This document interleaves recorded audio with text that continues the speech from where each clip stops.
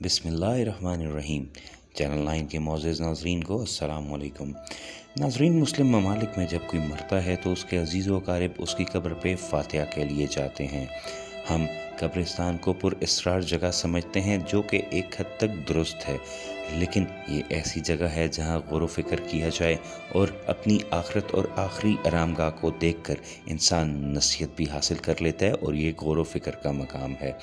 नाज़रीन, यहाँ पे मैं बात करूँगा पाकिस्तान के इलाके फैसलाबाद के गाँव का तांदेवाला, जिसमें वालिद की कब्र पे फ़ातिहा करने वाले बेटे को कब्र ने अपनी ही जानिब खींच लिया, जिसके बाद वहाँ पे मौजूदा मकामी लोगों और गोरकन की मदद से बेटे को निकाल लिया।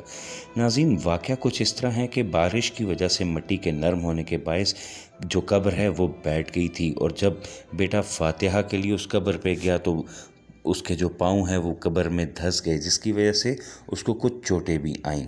नाज़रीन, मज़ीद इस खबर के बारे में आपकी क्या राय है, कमेंट बॉक्स में ज़रूर आगाह कीजिएगा।